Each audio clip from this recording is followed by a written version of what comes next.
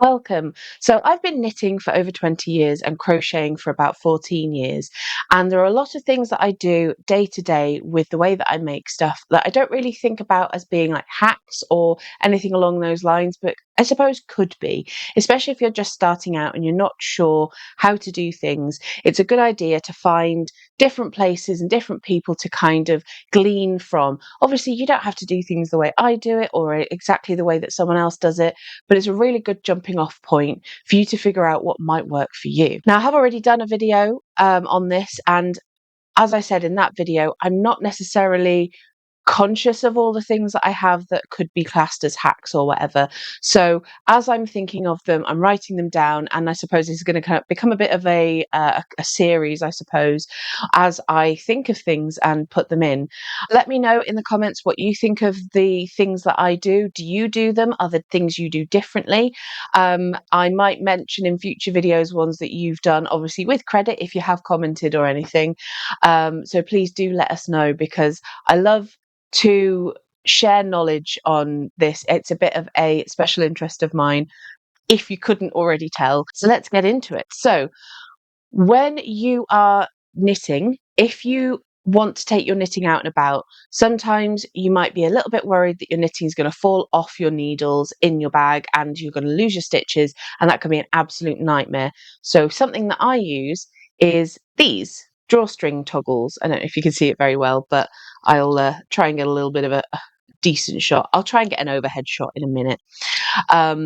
But these are absolutely fantastic because as long as the hole for it to go through is big enough, you can stick it on the end of a needle and it will hold the stitches there. Because it's got a spring, it's going to keep it nice and tight. It works a little bit better when you're knitting in the round because you can push it down past the needle and onto the cable, and that has even less chance of it falling off. I always use these whenever I'm making socks and I'm taking them out and about, because the needles I use are fixed ones and it's quite small, and as you can see, the stitches are quite close to the edge. While I'm at home, that's absolutely not a problem because I can just pop it down. It's not going to get jostled about or anything, whereas in a bag it might do. So I will use the toggle, stick it on there, and it keeps the stitches. I also use it when I'm doing socks for when I get to the heel flap part of it, because I'm only using half the stitches, and when I do that I'm using double pointed needles to do the flap, and then the stitches I'm not using stay on the circular needle, so I pop my toggle things on there and it keeps them nice and neat. And I can't remember where I heard about this or if it's something I just thought of myself. It's one of those things, I've been doing it for that long that I cannot remember how I came to know about this. But you can get these usually from like haberdashers or from craft shops. I think you can get them on Amazon as well.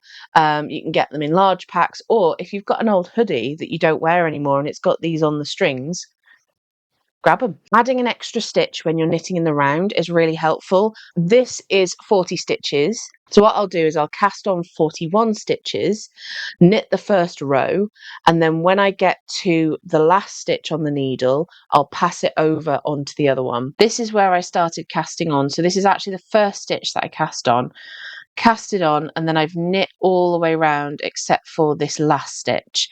So now to join it in the round, I need to slip it onto the working needle, then grab the first stitch on the other side, and then I'm going to slip that stitch that I've not knit, I've not worked into that, over the first one, and then put that stitch back on there. And now I have all the stitches I need. If I'm going to use a stitch marker, I can pop that on there, and now I can just continue working, starting with the second round there, and just carry on. What that does is it helps kind of smooth out that jog there, especially if you're working the first few rows after it's joined. I sometimes find that it can pull and stretch a little bit on that join, and that can make the stitches look a bit funny, whereas this helps just to kind of smooth it down, and it makes it a little less obvious where the join was when you're wearing it or when you're using your thing. So I like doing that. It just helps kind of pull it all together. It's even more helpful if you've done something where you've got like a side split on it and you're joining something where you've done flat knitting to then join it together. Like I said, it helps kind of hold it there so that as you continue knitting, it's not going to pull on that area and kind of morph things out of shape. Learn the join as you go method if you're doing crochet. Even if you don't make stuff with granny squares that often, learning the method of how to join them together is really valuable because it has practical applications in loads of other areas. I will put a link down in the doobly-doo to the Hooked by Robin tutorial that I learned from. There are two different ways. There's the join as you go, where you just make the square, and when you get to the final round, you would then use that round to attach it to what you've already made. Or there's the continuous method, where you make all your squares and then you join them all at the end with one final row around everything. They both have different practical applications for different reasons, depending on what you're making, how you're making it, and that sort of thing.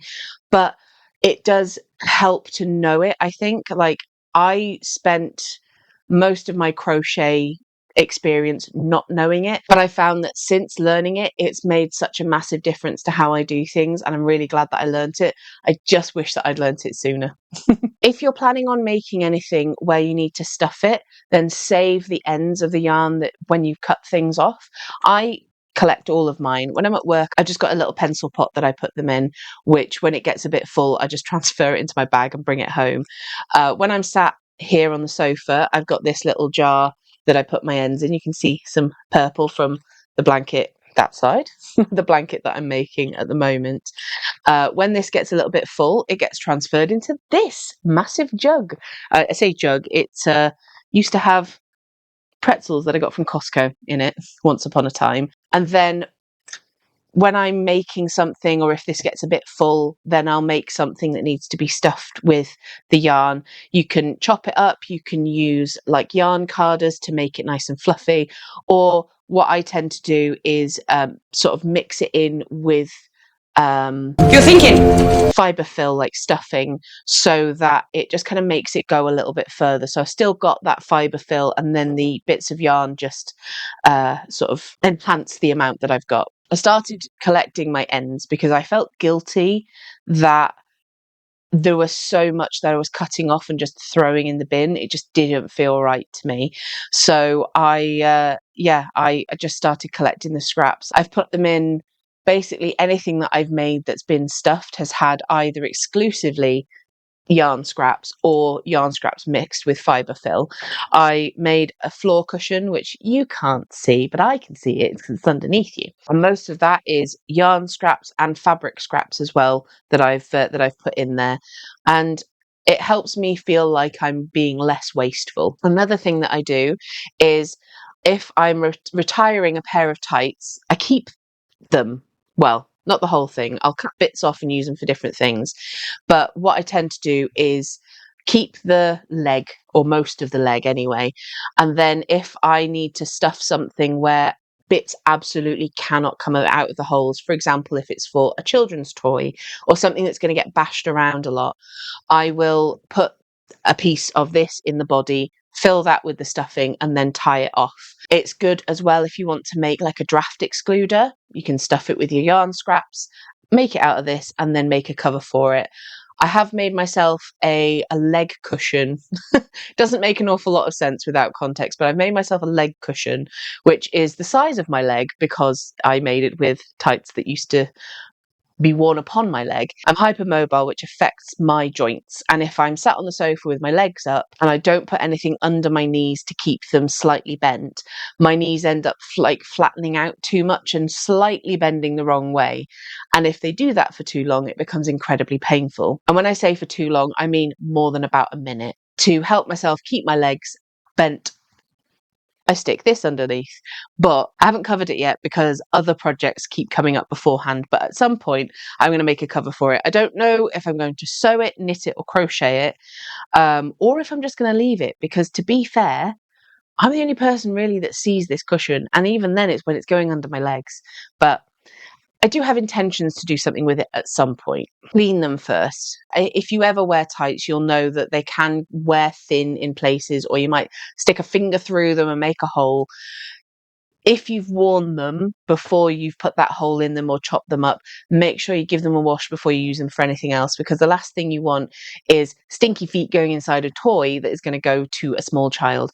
I would be very annoyed if I was that child. Thank you for watching if you've made it this far. If you do want to let me know any hacks that you use, that you can put them in the comments below.